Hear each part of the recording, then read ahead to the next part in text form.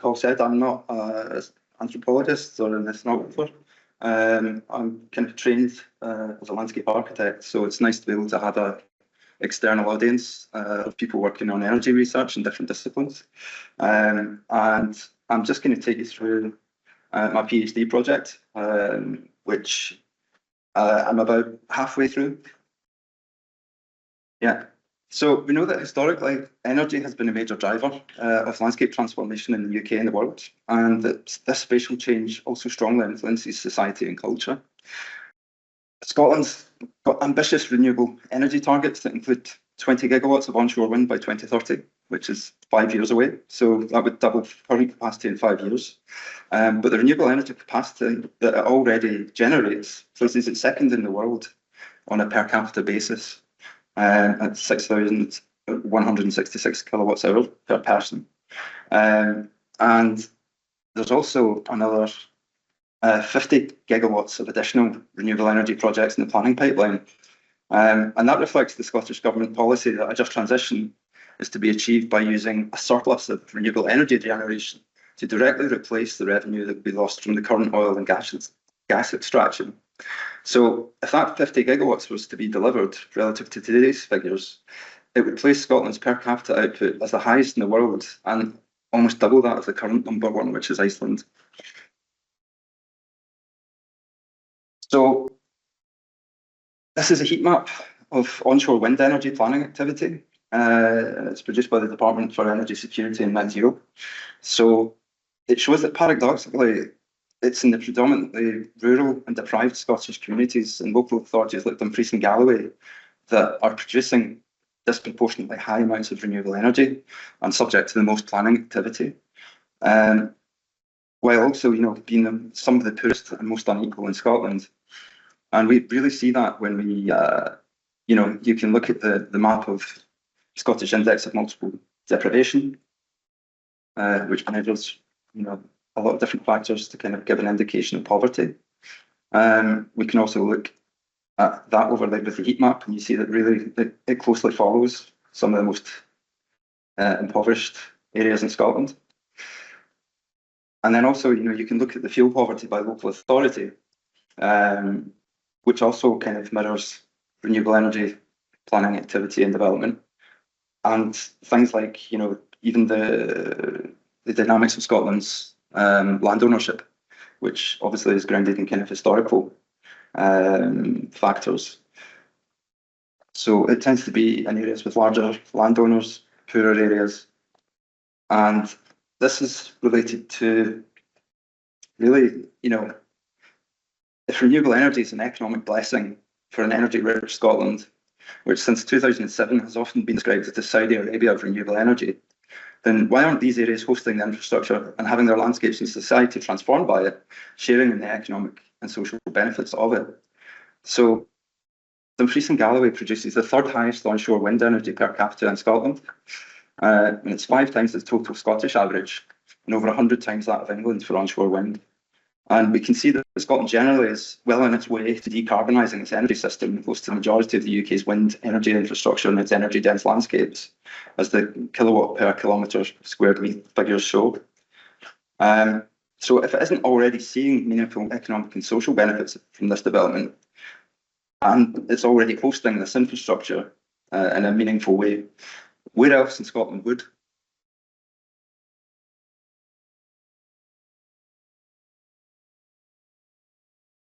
So, as a result, you could really simply describe these areas as sacrifice zones for Scotland and the UK's net zero ambitions.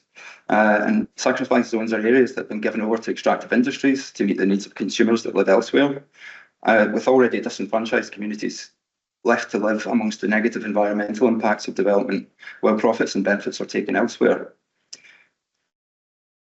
And it's a reasonable thing to ask, are Scotland's rural communities becoming sacrifice zones for Scotland and UK's net zero ambitions? And there is, a lot of discourse from different perspectives about, who's responsible for that failure to capitalise and who would resolve that situation within the current system. So the critical question really is, does this spatial pattern reflect efficient resource use, Or does it reflect unequal power dynamics and green extractivism, as defined by Dunlap and Arce in 2022, or Leifson et al. In 2017? And can these areas be described as sacrifice zones for Scotland and the UK's net zero ambitions? And also, can a just transition strategy, which is explicitly founded on producing a massive renewable energy surplus that will have a profound effect on our landscapes and society, ever be sustainable or spatially just? So, it's a socially constructed process. We have to kind of ask how planning decisions about large-scale transformative wind farm developments are really made, and what values are held to be the most important in those decisions. Beyond the technical reports, what shapes development outcomes? And within the UK, the Scottish planning system is unique and it's devolved. So unlike the rest of the UK, we have the Electricity Act, which was introduced in 1989 due to contentious politics around energy infrastructure back then. And it gives an automatic right to local public inquiry for all energy development over 49 megawatts in capacity if the local authority objects to it. And it's supposed to strengthen local democracy in planning decisions. So that means that a government reporter from the Division of Planning and Environmental Appeals is appointed to lead the inquiry, which is held in a very legalistic setting. So you have solicitors, you have advocates, you have expert witnesses who act for both the developer and objectors, arguing over policy interpretation, legal precedents, and best practice guidelines. So the reporter has a huge amount of discretion to guide and select which issues are the most important to discuss. And then they report their findings back to the Scottish ministers, who ultimately, may choose to accept or reject those recommendations. So Section 36 public inquiries therefore functions unique sites where power is exercised, where knowledge is contested, and where discourse shapes what's considered acceptable or unacceptable development in the landscape. So the research questions that I've been looking at really, the main question is, how do multi-scalar discourses in power dynamics and Scottish wind energy planning reproduce or challenge patterns of green extractivism? And what are the implications for landscape democracy and energy justice? And I've broken that into sub-questions, which are orientated towards particular themes. So examining how justice, is defined by distributional, procedural, and recognitions negotiated in wind energy inquiries. And particularly how landscape architects navigate their dual role as acting for development and acting for objectors, and what the systemic constraints limit their capacity to advance landscape justice. I also want to analyse the role of agency of landscape architects as mediators of landscape values and justice. And that's really a question of knowledge legitimacy. Whose landscape values are legitimised through inquiries and visual methods, for example, landscape visual impact assessments, and how do community counter discourses contest these? And I also want to assess how planning discourse, design processes, and policy reinforce or resist green extractivism. So that's a question of spatial justice, and how do Scotland's renewable energy exports and spatial disparities reflect broader colonial capitalist logics of resource extraction, which are seen elsewhere in the world? And are landscape architects and planners enabling and legitimising this process? So my research strategy really has been to use inquiry session recordings, because they are recorded and broadcast over the web, as empirical data, to be able to study the discourse and language used in the inquiry process, and to look at the authority given to different types of evidence, expert versus local, and the influence and agency of key actors, which include planners, landscape architects, developers, and community groups or civic organisations, as well as wider societal discourses, which includes things like media, social media, and visual artefacts. And that's supplemented by ethnographic interviews with inquiry participants to understand their experience of the process. So positionality, I think it's an important thing to address when, I've got an interdisciplinary background, certainly, across, arts, humanities, and sciences.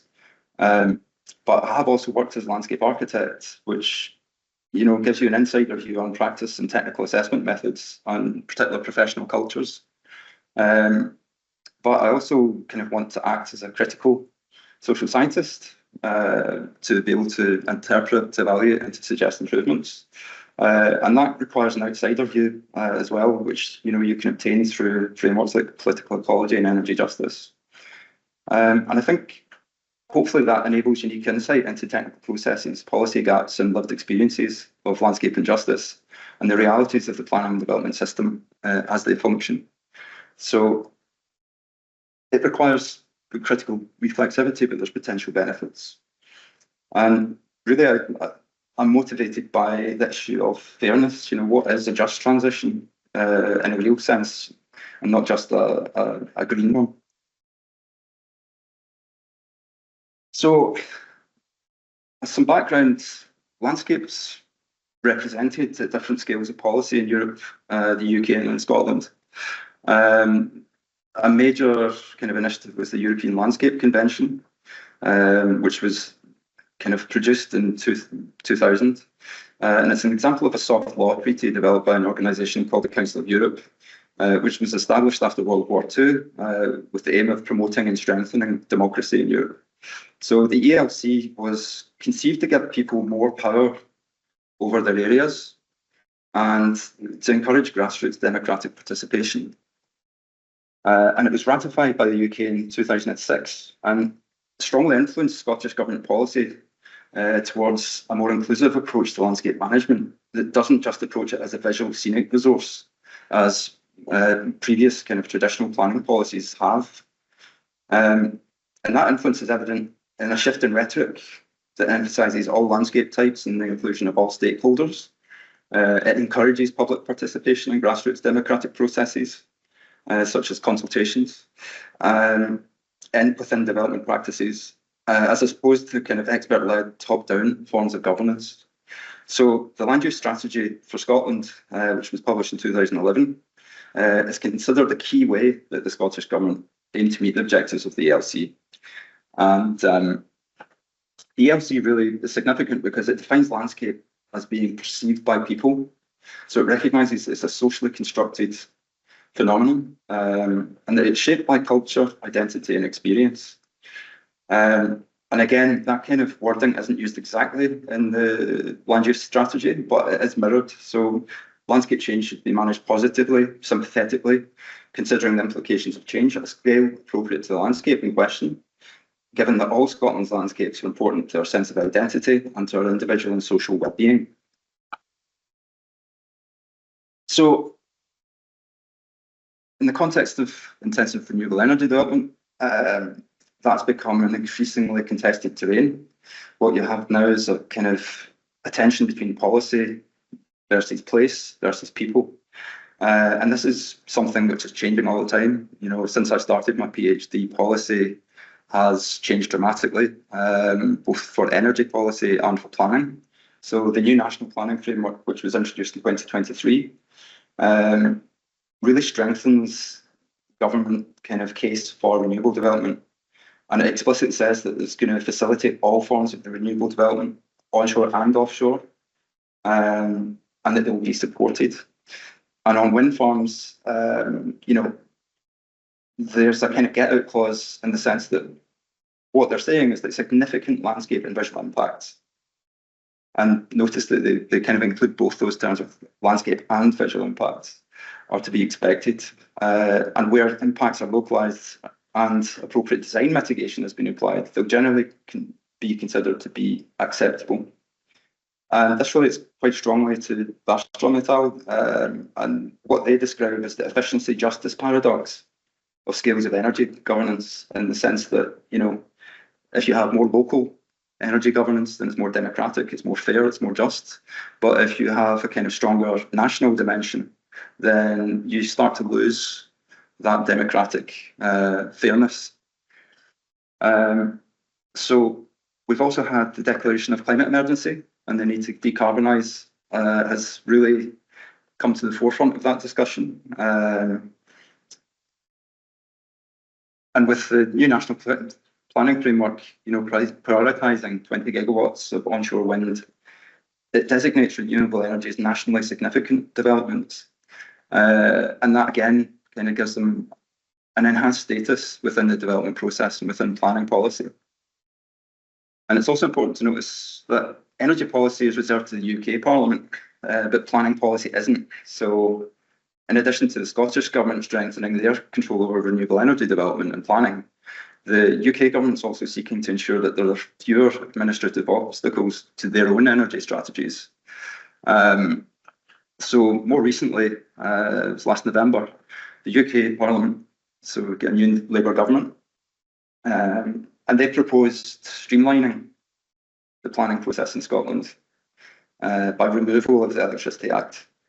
So that then removed the right to automatic local inquiries through which local authorities and communities can object to the siting of the energy infrastructure over 49 megawatts in capacity.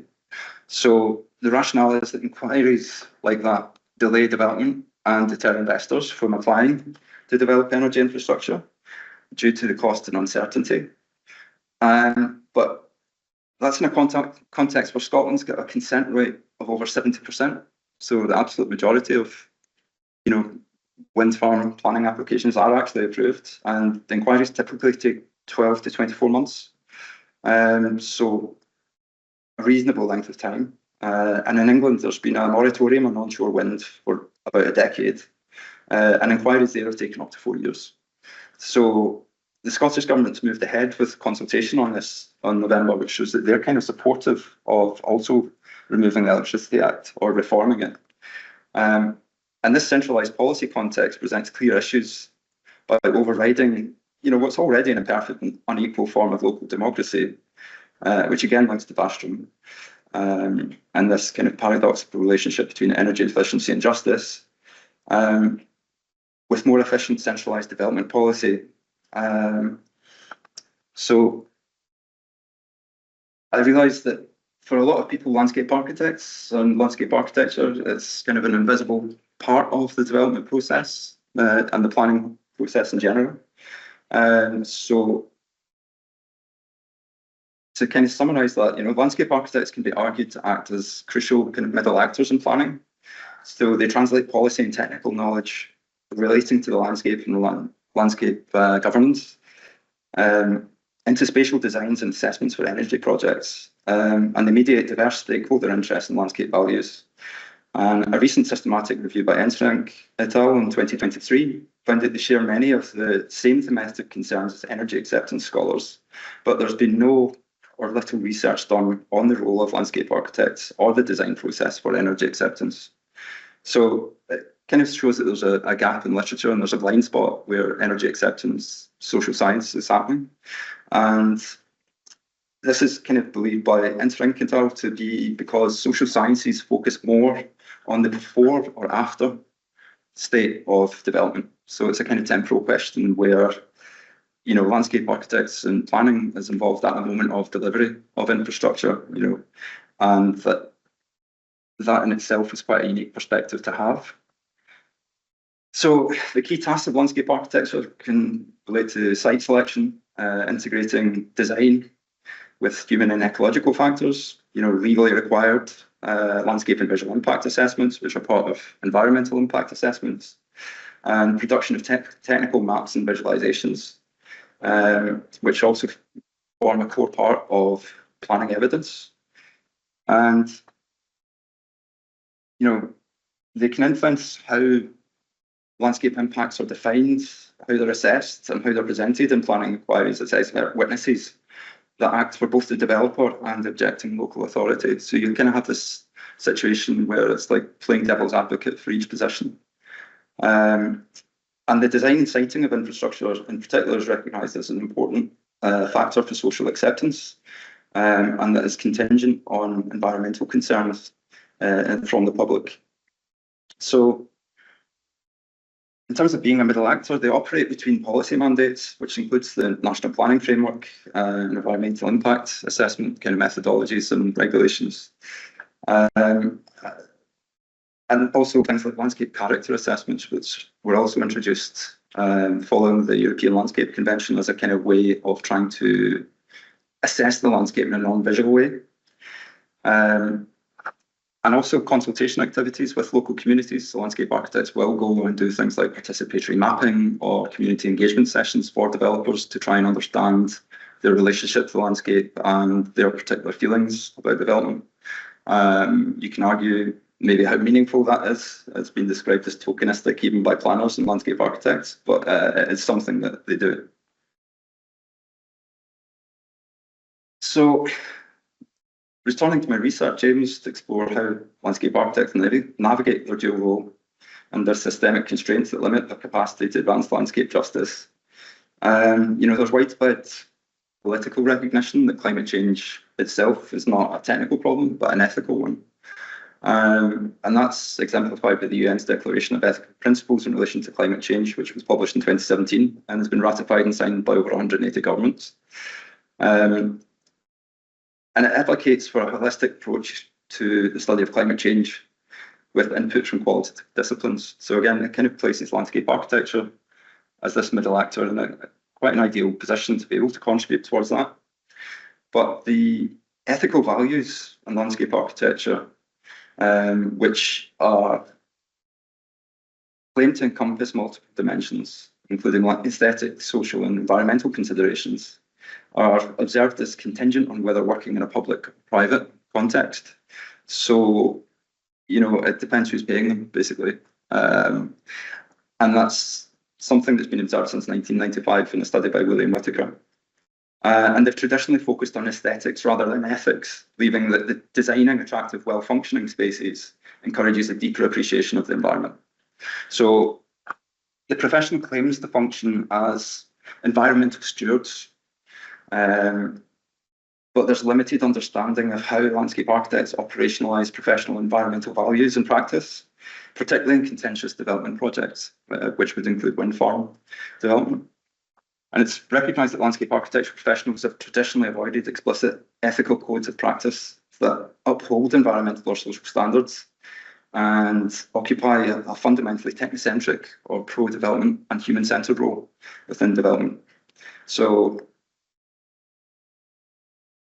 the kind of Landscape Institute Code of Practice in the UK, it relates more strongly to professional conduct. It doesn't really relate to environmental standards, and there's no real mechanism to enforce them, even if it did.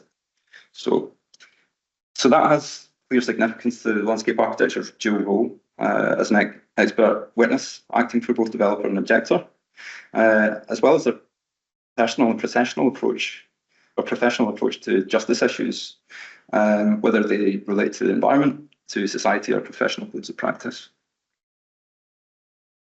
So,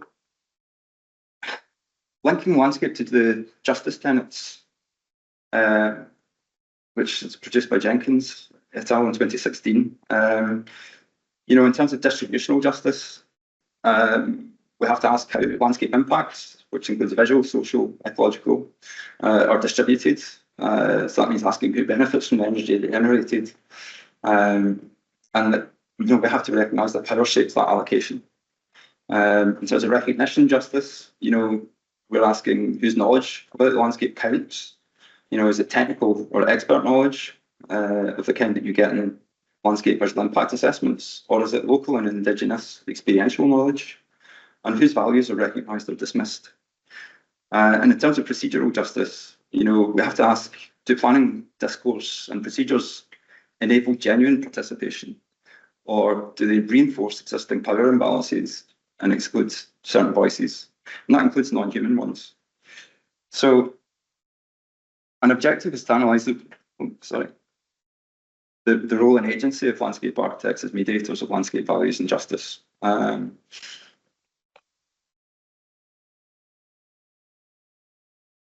So again, it's something that kind of needs clarified, because landscape architecture is a professional practice as well as a research discipline. And there are kind of big gaps in landscape architecture research and theory. So if you want to ask these kind of more critical questions, the research limitations of the discipline are actually kind of quite an obstacle.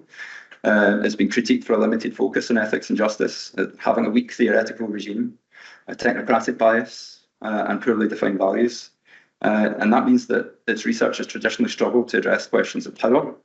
And again, it's linked to the dual role of landscape architecture research, is linked to the objectives, culture, and mindset of a largely apolitical and service-orientated profession. And the implications of that is that landscape architects risk being implicit in power imbalances and green extractivism if it doesn't critically engage with justice issues, which again is obviously very relevant for study of this inquiry process. And on the other hand, you can help mitigate that by combining it with political ecology, which is more critical, but also very much centred on kind of very focused case studies of particular geographic areas like landscape architecture. And it also, it's got a tradition of critiquing technocracy and power.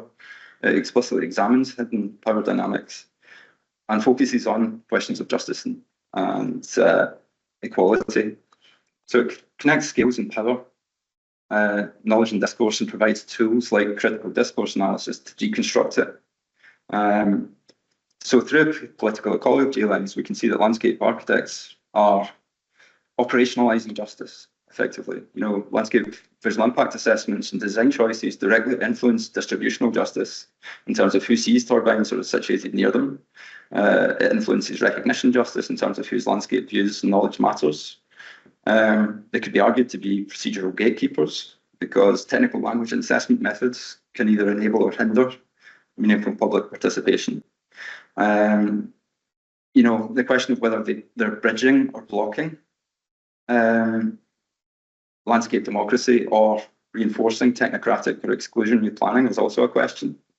And the relevance to energy justice is also something that you can look at through the lens of political ecology, in the sense that their methods, which are very technical, and the visual outputs of that process, they directly shape whose landscape values count in terms of recognition, their design activities, in terms of the location of infrastructure, its visibility, its scale, impacts how they are distributed. So distributional justice, and the type of visualizations and maps, and the locations chosen. This is an important thing as well. People choose where to visualize from certain viewpoints, so it's not an exclusively objective process. That also influences how communities engage with the development process, which is a question of procedural justice. So again, that points back to this research gap of needing to critically examine the agency and constraints in mediating justice outcomes. And public local inquiries as an arena for contested knowledge and power. So they are quite unique settings, especially since COVID, because they're largely done online, so they don't even have a kind of physical presence anymore. They are very formal, they're legally significant processes where power relations are explicitly performed. So they present a really rich data source because you get detailed records which exist independent of a researcher, and they capture the discourse, the arguments, the language, the framing strategies that are used. They capture the effect of policy changes over time that concern landscape and justice values. They really clearly reflect knowledge claims that are made as part of the development process. So, the kind of expert-led technical evidence versus community testimony, but then also the kind of claims of socioeconomic benefits that developers make, which they can do without any real kind of constraint or comeback. Nobody's going to evaluate them after development's been made and say, well, this was wrong. It also looks at the power dynamics, who speaks, whose evidence is weighted, the role of legal representation, and landscape architects as expert witnesses for both developers and executives. So he described this as a critical moment in the development process because they reveal how competing values, power dynamics, and knowledge claims are debated and legitimised or delegitimised, and they're described as an arena where they function as an interface between bottom-up and top-down forms of governance, and that relates really strongly to the kind of development sociology of Norman Long, which is an important reference. So to go to Dumfries and Galloway, which is the area of case study that I'm looking at. So I'm looking at inquiries that have been conducted in that local authority area. We can ask, if it's the Saudi Arabia of renewable energy, or an epicenter of injustice, because its high concentration of wind energy development actively reflects its proximity to consumers in the south of England, where the energy is exported. So, and it has vulnerable socio-economic and predominantly rural characteristics, which make it, a crucial site to study the power dynamics and knowledge contests inherent in energy transitions. And it particularly claims about economic and social benefits. And the inquiries themselves, so I'm looking at 5 recent contentious public inquiries that have happened over approximately 10 years. So they capture policy changes during that time, and the key tensions that can be seen in that process. You see the policy shifts with the new national planning framework being introduced. So, for example, that overturned the previous refusal of the Shepherd's Rig wind farm applications that had been through this supposedly kind of objective empirical process. And a new policy was brought in and it was immediately overturned. And it was given approval for development. So that supersedes locally consulted landscape capacity studies and democratic processes. And you see that as well in the Clockery wind farm development and Sankar 2. You see as well, key tensions over technical disputes. So things like landscape visual impact assessments, which again are claimed to be objective, are contested and largely, shown to be almost pseudoscientific. Through the inquiry process, you get a real epistemology of particular methods that are challenged, and it's really quite compelling to see it happening in that dynamic where it is lawyers who are really going to the core of what a methodology is, how the guidelines have been followed, and really the difference in professional opinions. So it presents an opportunity for both the developer and the objector to kind of delegitimize the other party's perspectives. And you could argue that as a socially constructed process, that's actually the way it should be. But it does show the kind of debates that happen around these very clearly. And it also highlights community resistance against expertise. So you see that local values are really much more emotively and subjectively framed, and they're set off against these very kind of impartial, objective assessments, and also official landscape designations. So, for example, with Clockery, there was a local campaign group who submitted objections, were very kind of vociferous about objecting, and they removed their objections because the developer basically said, look, we'll give you cheap energy. So they removed those objections, and then the government reporter actually kind of rejected the development because of the landscape quality.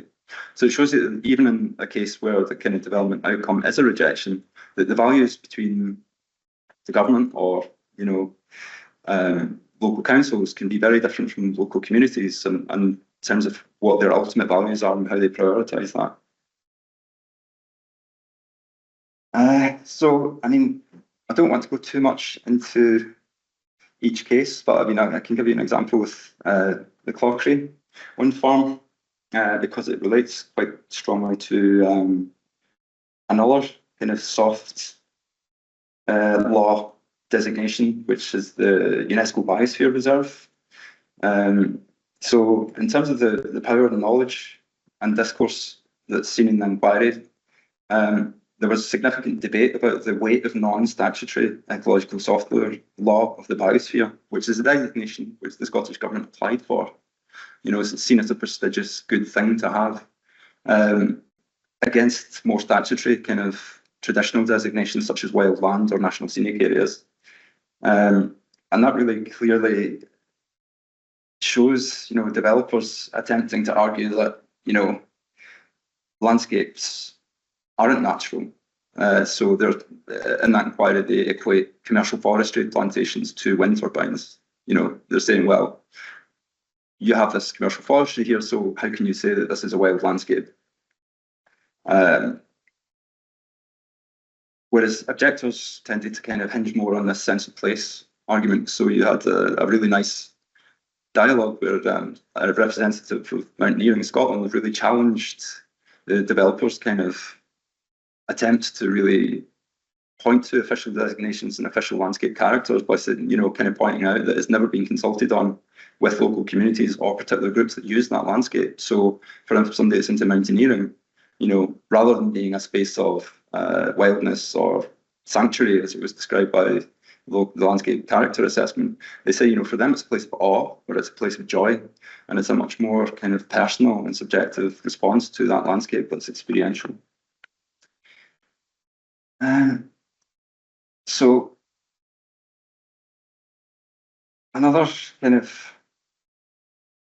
example is the North Lowther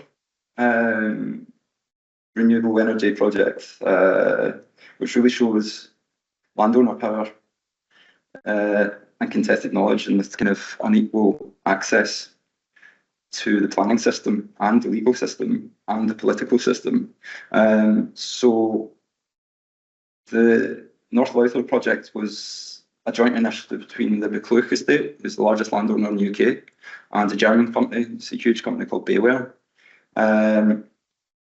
And it was controversial because the Duke of Buccleuch was observed to be lobbying the then energy minister and getting preferential access, and also demanding, particular processes were streamlined in his favour, or that subsidies might have been a factor. You also see that the locals kind of described being offered bribes by him to actually support the development. And it led to, quite a public and controversial situation where Nicola Sturgeon, as the First Minister, was kind of forced to discipline the Energy Minister for having that kind of improper relationship. And it also shows, in terms of access to the legal system, when the planning process rejected the development, the Duke of Buccleuch had the finances to be able to repeatedly challenge that in court in a way that community, local actors, even local government can't afford to. So the average cost to local government of a public inquiry like this is about £150,000. If you then want to take that to the Court of Appeal or the High Court, you'd be talking in the millions. So the Duke of Buccleuch could do that, whereas other people couldn't.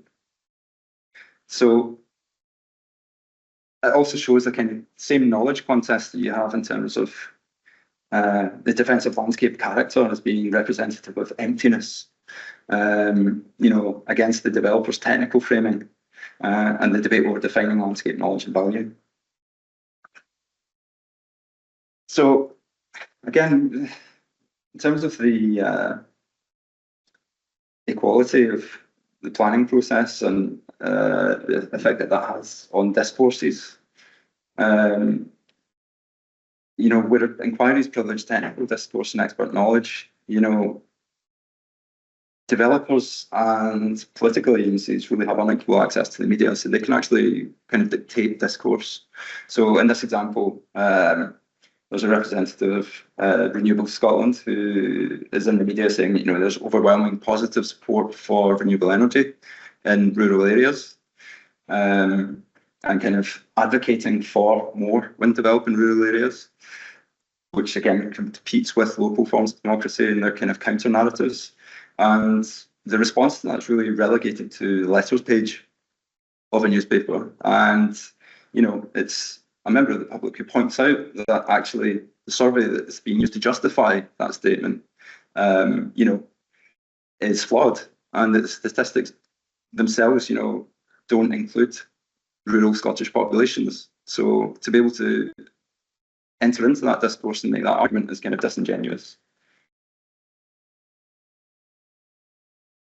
So in terms of the research objective of assessing how planning discourse and design processes and policy reinforce or resist green extractivism,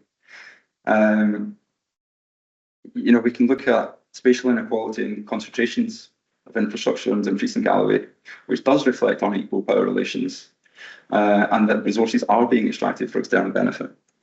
that's just the situation. You can't argue that there's been significant local benefit from it.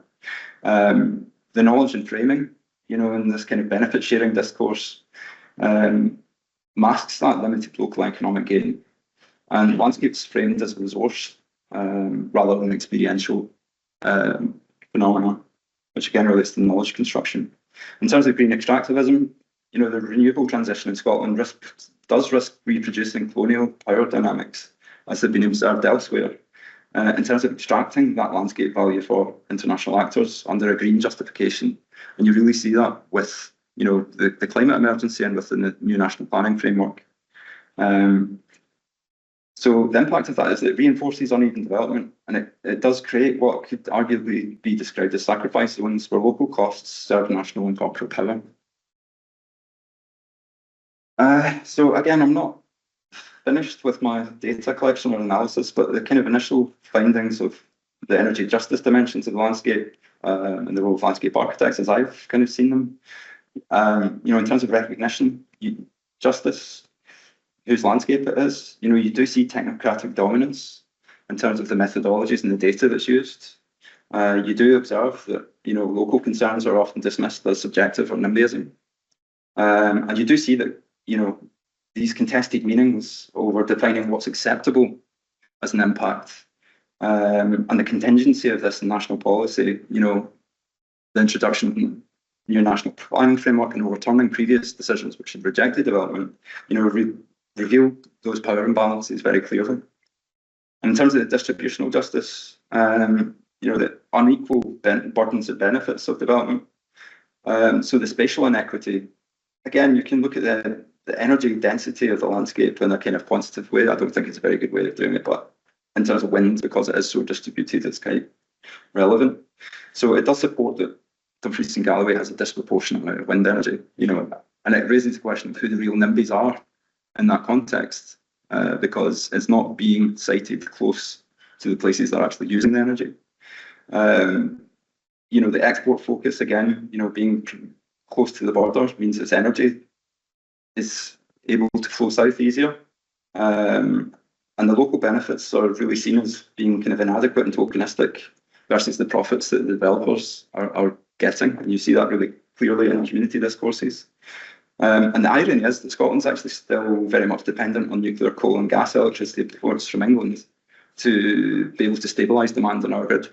So, we do produce all this renewable electricity, but actually fundamentally the system wouldn't work if we were just relying on it. And in terms of the localised costs, the visual and environmental impacts are disproportionately borne locally. Rural depopulation is an issue for the Scottish Government. And they're very fragile. So if you have a developer like the case of Shepherd's Rig, who bought up all affected properties, which is about 5 farms, on condition of signing a non-disclosure agreement. So they're able to kind of get around the planning system with money. But the net effect of that, it might remove objection, but it does still kind of create a situation where rural areas are becoming more and more depopulated.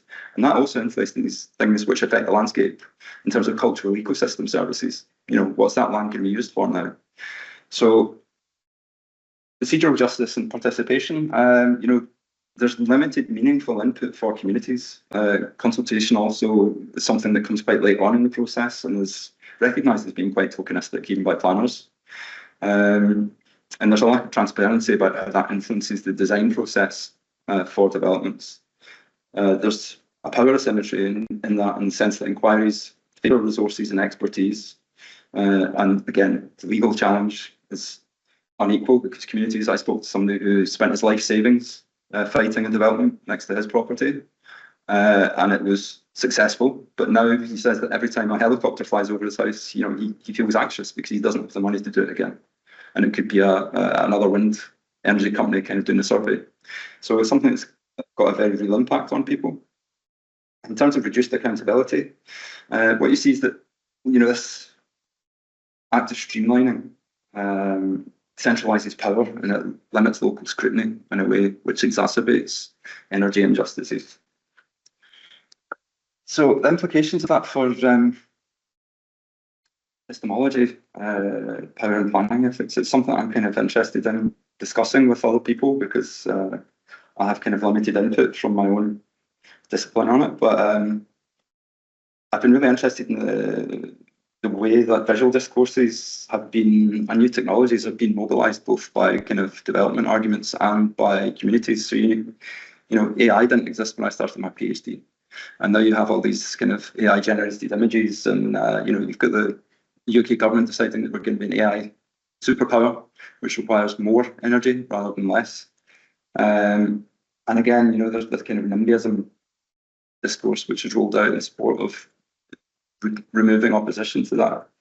And again, you know, if you look at the visual artifacts of discourse compared to the technical ones, you see, you know, a completely different value system, which isn't contingent on money and is more subjective and constructed and holistic in terms of how it relates to landscape and culture, which are things which don't fit very well into the planning system. So in terms of what that suggests for research, you know, and being able to suggest kind of more positive, constructive things rather than just criticising, you know, the inquiry processes illustrate the need to move beyond technocratic solutions and to embed democratic power and diverse knowledge in planning processes.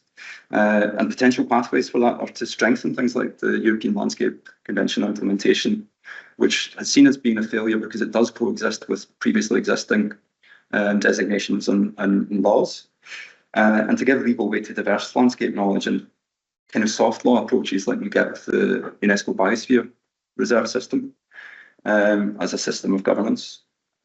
In terms of redistributing power, you know, meaningful participation early in design, you know, things like co-ownership models, resources and greater decentralised roles that could be given to local authorities, because they too, you know, they can't object to every development that they would like to because it costs so much money, it costs time, and also they too find it a very intimidating, stressful process to engage in. And also in terms of epistemic justice, you know, trying to develop assessment methods that do actually value experiential and cultural knowledge, instead of things like landscape character assessments, which basically function as, I guess you could say, they're verbal photographs of a landscape. So it's just replacing one form of kind of objective artifact with another. And also to be able to shift professional roles. You know, landscape architects do have an enormous potential in terms of their expertise and outlook to be able to meaningfully advocate for landscape democracy, if they were enabled to and encouraged to, and if those kind of ethical codes of practice were introduced.